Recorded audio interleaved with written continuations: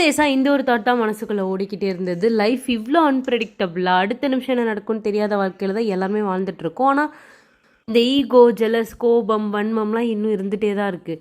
அதை ஒழிக்கிறதுக்கு எந்த ஒரு வழியுமே இல்லை. எத்தனை இயற்கையை நினச்சாலும் முடியாது. இந்த மாதிரி எவ்வளோ லெசன்ஸ் நம்மளுக்கு கிடைச்சாலும் அது முடிகிற மாதிரி இல்லை.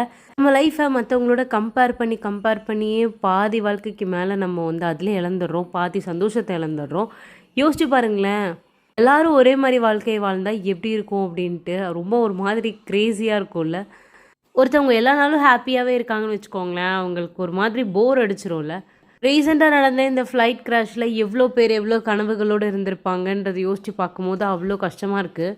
பெரியவங்களை விடுங்களேன், குழந்தைங்கள யோசிச்சு பாருங்கள், எவ்வளோ ஹாப்பியாக கிளம்பியிருப்பாங்கல்ல. நம்மளுக்கெல்லாம் சின்ன வயசில் எங்கேயாவது டூர் கூட்டிகிட்டு போகிறாங்க அப்படின்னாவே அவ்வளோ ஹாப்பியாக இருக்கும். அதுவும் ஃப்ளைட்டில் யோசிச்சு பாருங்கள்.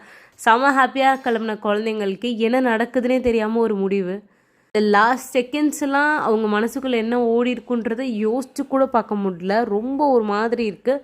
இப்போ முடிஞ்ச அளவுக்கு நம்மளுக்கு கிடைச்சிருக்க நிமிஷத்தை சந்தோஷமாக வாழ கற்றுக்கலாம். இன்றைக்கி மார்னிங் பிரேக்ஃபாஸ்ட்டுக்கு நம்ம வீட்டில் இதுக்கும் அவங்க அப்பாவுக்கும் சப்பாத்தி சென்னா எனக்கு பிடிக்காது. ஸோ அதனால நான் வந்து நல்லா கோதுமை ரவையில் உப்புமா பண்ணி அது கூடவே நேற்று வச்ச கடலை மாவு சாம்பார் இருந்தது, அது ஊற்றி சாப்பிட்டேன். இது ரெண்டுத்துக்கும் காம்பினேஷன் நல்லாவே இருந்தது.